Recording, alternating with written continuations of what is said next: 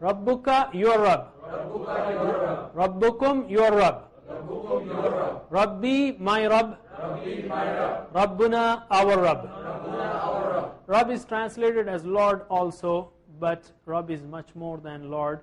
Rabb means cherisher and sustainer, who takes care of us and helps us grow, and who feeds us every second, in fact, like oxygen and so on. So Rabb is much more comprehensive. So I have kept in the translation as Rabb only. So let us practice this thoroughly, because hu, hum, ka, kum, ina come in the Quran 10,000 times. 10,000 times. They are extremely precious. We are not counting them because directly, or we are not counting them in our counts because they come as parts.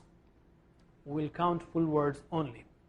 Okay, repeat after me. Rabbuhu, his Rabb. Rabbuhum, their Rabb. Rabbuka, your Rabb. Rabbukum, your Rabb. Rabbi, my Rabb. Rabbuna, our Rabb. Rabbuhu, his Rabb. Rabbuhum, their Rabb. Rabbuka, your Rabb. Rabbukum, your Rabb. Rabbi, my Rabb. Rabbuna, our Rabb. One more time. Rabbuhu, his Rabb. Rabbuhum, their Rabb. Rabbuka, your Rabb. Rabbukum, your Rabb. Rabbi, my Rabb. Rabbuna, our Rabb. So as you see, the endings define the possession. Okay.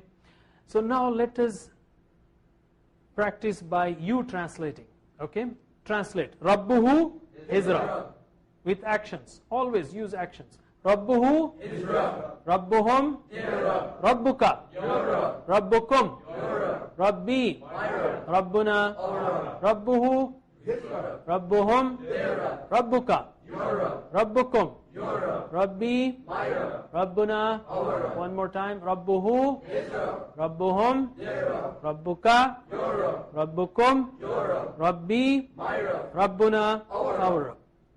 Now let us repeat it in Arabic only. Okay? Repeat after me. Rabbuhu, Rabbuhum. Rabbuhu, Rabbuhum. And you think what you're saying.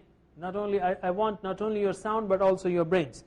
Think what you're saying, so you will learn these words in a better way, thoroughly.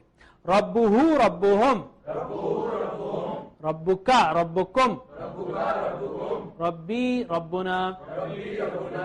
Rabbuhu, Rabbuhum. Rabbuhu, Rabbuhum. Rabbuka, Rabbukum. Rabbuka, Rabbukum. Rabbi, Rabbuna. Rabbi, Rabbuna. Rabbuhu, Rabbuhum. Rabbuhu, Rabbuhum. Rabbuka, Rabbukum. Rabbuka, Rabbukum. Rabbi, Rabbuna. Rabbi, Rabbuna. Let us repeat with me. Okay? Slowly. Rabbuhu, Rabbuhum. Rabbuka, Rabbukum. Rabbi, Rabbuna. Rabbuhu, Rabbuhum. Rabbuka, Rabbukum. Rabbi, Rabbuna. Rabbuhu, Rabbuhum. Rabbuka, Rabbukum. Rabbi, Rabbuna. Rabbuhu, Rabbuhum. Rabbuka, Rabbukum. Rabbi, Rabbuna. MashaAllah. These parts or these attached pronouns, hu, hum, ka, kum, i, na, come in the Quran, as I said earlier, almost 10,000 times. They are very precious. So if we do 5 minutes of repetitive exercise or exercises, it is nothing compared to the benefit that inshallah we will have by doing these exercises.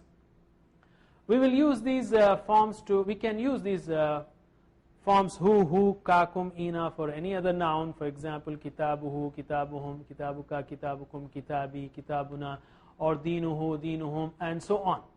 Any word or any noun can be used, and they also come with prepositions and verbs, and we'll tell you when they come with those different types of words, inshallah, in the coming lessons.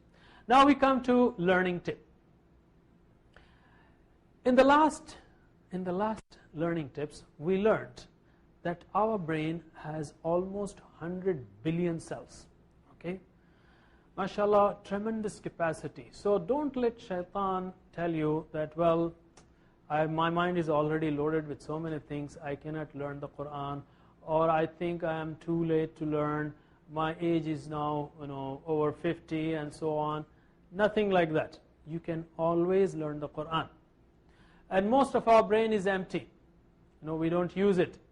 We have tremendous capacity. We have a very, very high speed processor. And especially for old people, use it or lose it, even for younger ones. You use the brain or you lose the brain.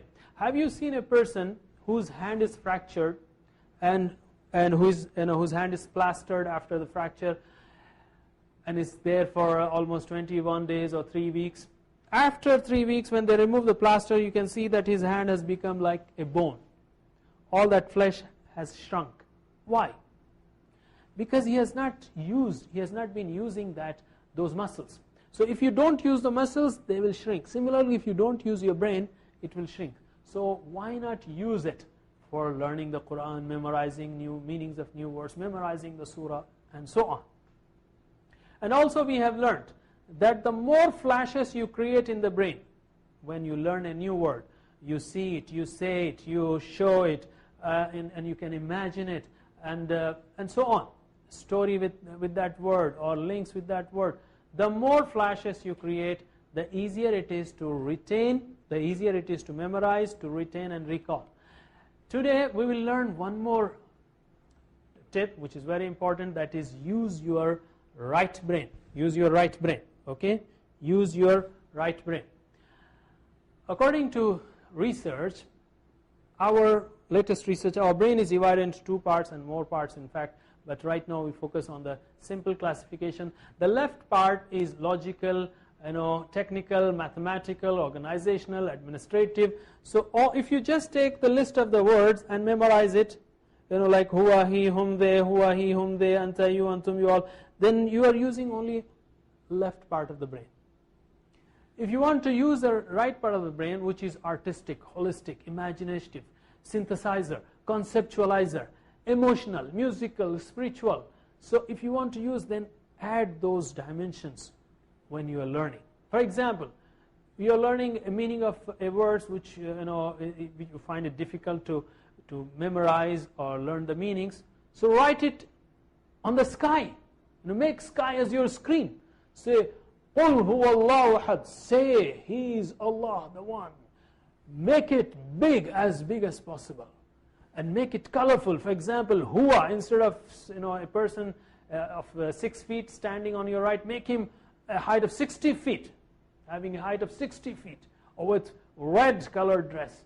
So use it big and colorful, and involve your emotions. When you are saying Qul huwa Allahu ahad or Alhamdulillahi Rabbil Alameen, use your imagination and feelings to the fullest extent, and inshallah you can learn these words and meanings and verses very easily, thoroughly, effectively, and inshallah they will be there for longer times.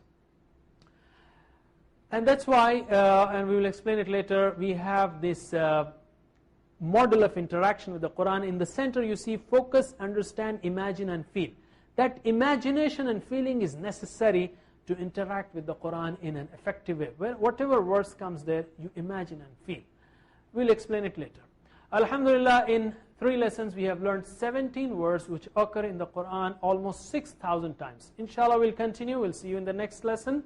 Subhanallah wa bihamdihi, subhanakallahumma wa bihamdika, nashhadu an la ilaha illa anta, nastaghfiruka wa natubu ilayk. Wassalamu alaikum wa rahmatullahi wa barakatuh.